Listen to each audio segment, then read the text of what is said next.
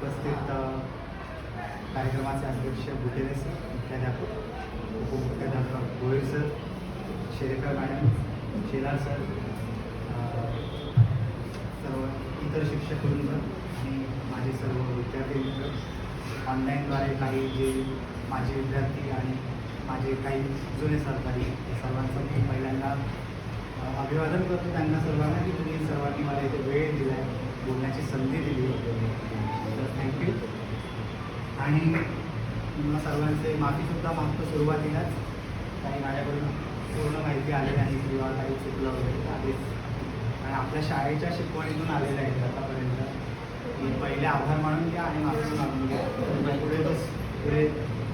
पुढे तो स्कोप राहत नाही, तो काही चुका झाल्या तर त्या माफी केल्या जाऊ शकतात.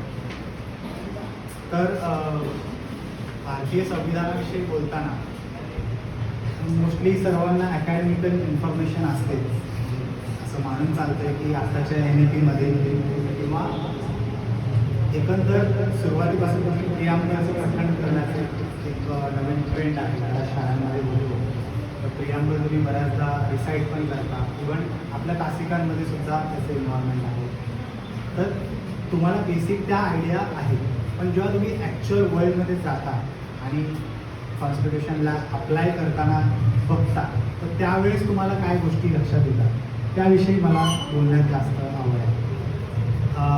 आता समोरचा जो ऑडियन्स आहे तो मोस्टली आता 11वी-12वीचा ऑडियन्स आहे. तुम्ही रिसेंटली आता एक पहिल्यांदा असं आयुष्यात बघता की शाळेमध्ये आल्यावरती तुम्हाला एवढं जाणवलेलं नसतं, पण ॲडमिशन होताना कॅटेगरीज दिसतात, SC category, OBC category, ST category. मग तिथे असं जाणवतं की हे एक वेगळ्या टाईपचं एक सिस्टम आहे जे चालते, त्याला रिझर्वेशन सिस्टम आपण म्हणतो. त्यावरती आपल्याला लक्षात येतं की ज्याला बेनिफिट मिळालं आहे त्याला बेनिफिट का मिळालं आहे, ज्याला नाही मिळालं त्याला का नाही मिळालं. मग तिथे आपल्याला लक्षात येतं अफर्मेटिव्ह ॲक्शन्स काय असतात. अफर्मेटिव्ह ॲक्शन म्हणजे काय, पॉझिटिव्ह डिस्क्रिमिनेशन असे शब्द नवीन येतात, तर त्याचा अर्थ काय. मग ह्या गोष्टी आपण शोधायला लागतो. मग त्यावेळेस अशी आपल्याला म्हणतात की त्याविषयी दोन मत तयार होऊन जातात, प्रखरपणे एक अपोजमध्ये आणि फेवरमध्ये. मग त्यावेळेस आपल्याला एक फक्त त्याची एक शलाका आहे कॉन्स्टिट्यूशनची, फक्त एक पर्टिक्युलर मार्क हे आहे. त्या व्यतिरिक्त पण बराच वाईड त्याचा स्पेक्ट्रम पण आहे, तर त्याविषयी आपण बघायला जातो. मी तुमच्या पॉईंट ऑफ व्ह्यूने सगळं सांगण्याचा प्रयत्न करतो. जसं बघायला गेलं तर मगाशी काय म्हणले काही गेल्या 2 वर्षात 11 दिवस मला वेळ त्यांनी फाउंडिंग फादर्सनी घेतलेला आहे. तर तेवढं तयार करताना it is a very big challenge. सर्वात जास्त लिहिलेलं असं कॉन्स्टिट्यूशन आहे. त्यामध्ये मुळात बघायला झालं तर फक्त भारतातच नाही तर भारताबाहेरच्या पण प्रिन्सिपल्सला ॲक्सेप्टन्स दिलेला आहे.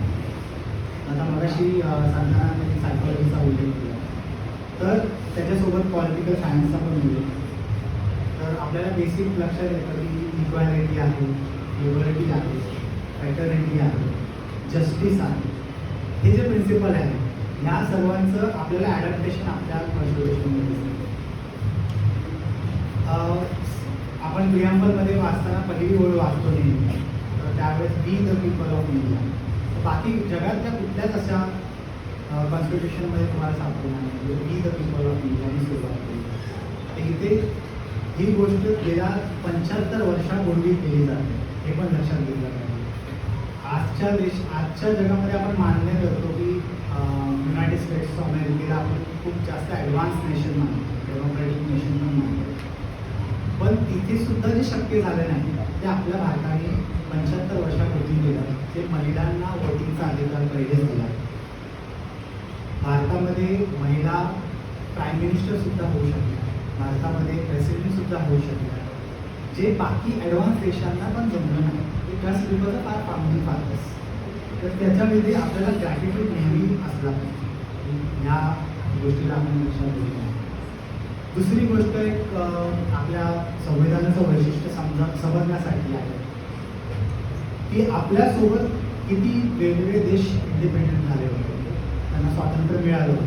त्यावेळेला पाकिस्तान पण होतं, श्रीलंका पण होती, म्यानमार पण होता, आता नेपाळ तर ते कधीच पारदंतर नव्हतंच म्हणा, पण नेपाळ होतं म्हणा, हे आजूबाजूचे देश आहेत. तर ह्या देशांमध्ये आता कॉन्फ्लिक्ट तुम्हाला दिसतात. आता जेन्झी प्रोटेस्ट म्हणून तुम्हाला नेपाळमध्ये दिसली असेल, म्यानमारचा खूप खूप झालेला दिसला असेल, कुठे ट्रेनिंग गेलं, पाकिस्तानमध्ये तर सगळ्या भडक्या बोलत आहे, तर तिकडे तो तुम्हाला दिसला असेल, श्रीलंकेत सुद्धा तो खूप झालेला दिसतोय.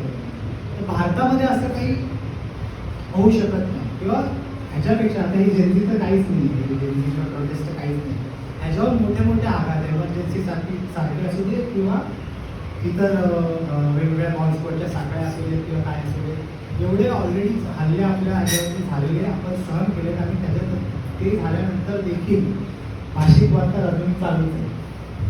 म्हणजे साऊथ आणि नॉर्थचा जो वाद आहे तो तर चालूच आहे, तरी सुद्धा आपण एकसंघ राहू शकलो आहे. तर it is the beauty of our concept. आपण त्याच्यामध्ये प्रामुख्याने आपल्याला दिसून येतं की जे आम्ही बाकी देशांचा उल्लेख केला तिथे धर्मसत्तेला जास्त व्हॅल्यू देण्यात आली. इस्लामिक नेशन म्हणून पाकिस्तानला, बौद्धिक राष्ट्र, बुद्धांचं राष्ट्र म्हणून म्यानमार किंवा श्रीलंका असू दे, किंवा नेपाळमध्ये हिंदू राष्ट्र म्हणून. पण आपल्या इथे ह्या संकल्पनांना एक सर्वसमावेशक अशी घेते, त्याला सेक्युलरिझम आपण म्हणतो. इथे सर्वांच्या विचारांना स्थान आहे. ह्याचं एक मूळ कारण पण आहे की आपली जी संस्कृती राहिलेली आहे, ती मूळतः ही सहनशीलतेची, सामंजस्याची आणि समजूतदारपणाचीच राहिलेली दिसते. तब्बल आपल्यावरती मुघलांचं इतक्या वर्ष राज्य राहिलं असू दे, तर ब्रिटिशांचं 300 वर्ष राज्य राहिलं असू दे, तरी आपली संस्कृती टिकून आहे. तर त्यामुळे कारण आपल्यामध्ये तो सामंजस्यपणा दिसून आलेला आहे, तो राहिलेला आहे. तर हे सगळं टिकून ठेवण्यासाठी मुळात जी कॉन्सेप्ट आहे ती आपण आधीपासून फॉलो करत आल्यामुळे टिकलेली आहे, आणि हीच त्या आपल्या कॉन्स्टिट्यूशनमध्ये सुद्धा दिसून येते. इथे महिलांच्या अधिकारांविषयी मगाशी मी जसं सांगितलं त्याविषयी ऑलरेडी दिसतं, आणि आता त्याला पुढे फॉरवर्ड नाही तर 50% रिझर्वेशनपर्यंत महिलांना मिळेल. मग त्याचं जेव्हा जेव्हा अशा गोष्टी येतील तर रिप्रेझेंटेशन हा शब्द तुमच्या लक्षात येताना दिसेल. फार आता तुमच्या माइंडसेटला समजावं ह्यापर्यंत पुढेच मला सांगायचं प्रयत्न होता. पुन्हा एकदा मी शाळेचे मनापासून आभार मानतो की त्यांनी मला इथे बोलवलं आणि 2 शब्द बोलण्याची संधी दिली, आणि नेहमी जेव्हा जेव्हा शाळेला मदत लागेल तत्परतेने मी नेहमी तुमच्यासमोर